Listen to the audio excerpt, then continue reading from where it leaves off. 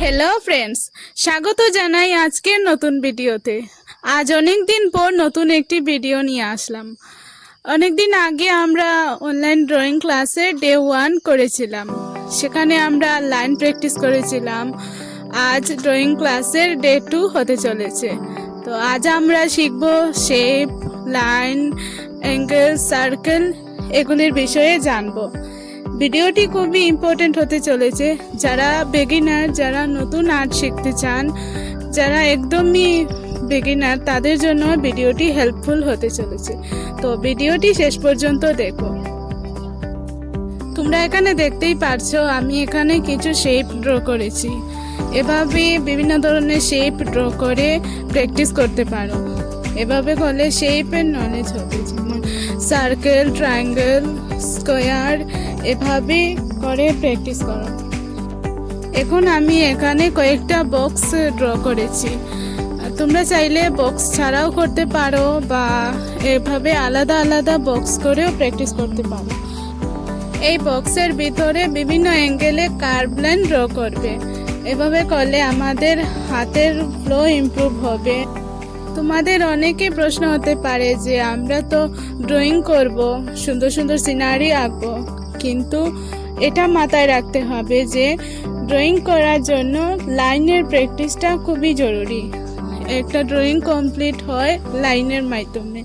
যে কোনো আর্টওয়ার্কে লাইনই সবচেয়ে গুরুত্বপূর্ণ অংশ জুড়ে আছে। ড্রয়িং করার সময় যাদের পেন্সিল হাতে নিলেই মনের মধ্যে একটা ভয় ভয় কাজ করে, তাদের জন্য এই প্র্যাকটিসটা খুব দরকার। এভাবে প্র্যাকটিস করলে কনফিডেন্স বাড়ে। আমি এখন পেন্সিলটা রেখে কলম নিয়ে কাজ করছি। তোমরা মনে করতে পারো যে আমি পেন্সিলটা রেখে কলম দিয়ে কাজ করছি কেন?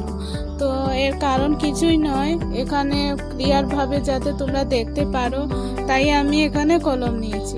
পেন্সিল নিয়ে এতটা ক্লিয়ার হচ্ছে না মনে হয়, তাই কলম নিয়েছি।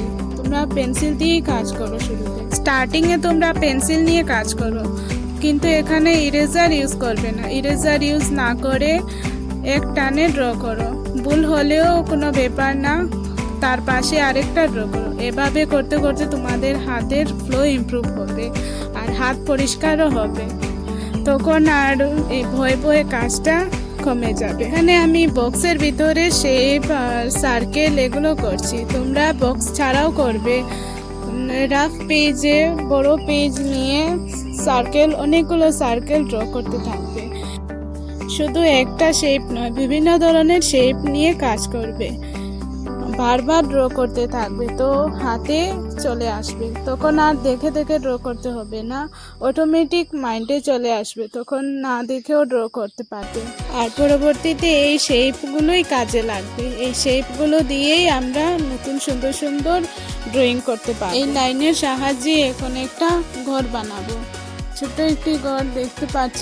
এই লাইনগুলোই দরকার পড়ছে। ট্রায়াঙ্গেল, স্কোয়ার এগুলোরই দরকার পড়ছে এখন। শুরুতে পারফেক্ট ড্রয়িং না হলেও চলবে, শুধু লাইন প্র্যাকটিস করতে হবে। লাইন যাতে ফাইন লাইন হয়। তোমরা যদি প্রথম ক্লাসের ভিডিওটি না দেখে থাকো তাহলে সেটা অবশ্যই দেখে নেবে। সেখানে লাইন প্র্যাকটিস কিভাবে করতে হয় প্রথম ডে 1 থেকে শুরু করে সেখানে কিছু কনসেপ্টও দেওয়া আছে। তো সেই ভিডিওটি অবশ্যই দেখে নেবে। এখানে দেখতেই পাচ্ছ লাইনের সাহায্যে একটা শেপ ড্র হচ্ছে। এভাবে অনেক ধরনের শেপ ড্র করতে থাকবে। আমাদের আশেপাশে অনেকই শেপ দেখতে পাই, তো এভাবে সেগুলোকে কপি করতে হবে। আমি এখানে যেভাবে শেপ ড্র করে দেখাচ্ছি এভাবেও বারবার প্র্যাকটিস করো। এই শেপগুলোকে নিয়েও বারবার প্র্যাকটিস করতে পারো। আমাদের রান্নাঘরে অনেক ধরনের বাসনপত্র থাকে, এগুলোর শেপ আলাদা আলাদা থাকে। তো এগুলোকে নিয়েও কাজ করো, দেখবে এগুলোর শেপ কীরকম আছে, সার্কেলে আছে নাকি ওভেল, বক্স, এগুলোকেও প্র্যাকটিস করো। সব কিছুর শেপ থাকে। আমি এখানে হাতের সামনে পেয়েছি চার্জার, এটাকে নিয়েছি। এটা দেখতেই পাচ্ছ বক্স আকারে আছে। তো ডিটেল যাওয়ার দরকার নেই, শুধু বেসিক শেপগুলো জানতে হবে। তার বেসিক শেপ কীরকম আছে, ওভারঅল শেপটাকে ক্যাপচার করতে হবে। এভাবে যা হাতের সামনে পাও সেটা হাতে নিয়েই ড্র করা শুরু করে দাও। আমি তো এভাবেই করি। এভাবে করলে ড্রয়িং করার মজাটাই আলাদা। তোমাদের মধ্যে কে কে এরকম করেছো কমেন্টে অবশ্যই জানাবে। আর এরকম কাজ করতে কীরকম লাগে তো সেটাও অবশ্যই জানাবে। এভাবে ডেইলি প্র্যাকটিস করলে ধীরে ধীরে ইমপ্রুভ হবে। এরকম না যে একদিন প্র্যাকটিস করলাম আর একদিনেই ইমপ্রুভ হয়ে যাবে। ডেইলি বেসিসে প্র্যাকটিস করতে হবে, রোজ কিছু না কিছু ড্রয়িং করতেই হবে। তো ভিডিওটি কীরকম লাগলো কমেন্টে অবশ্যই জানাবে। আর যদি ভিডিওটি এখনও সাবস্ক্রাইব না করে থাকেন তাহলে অবশ্যই সাবস্ক্রাইব করবেন। তো যদি ভিডিওটি ভালো লাগে তাহলে একটা লাইক অবশ্যই করে যাবেন। দেখা হচ্ছে পরের ভিডিওতে নতুন একটি টপিক নিয়ে। আজকের জন্য এতটুকুই। Bye bye.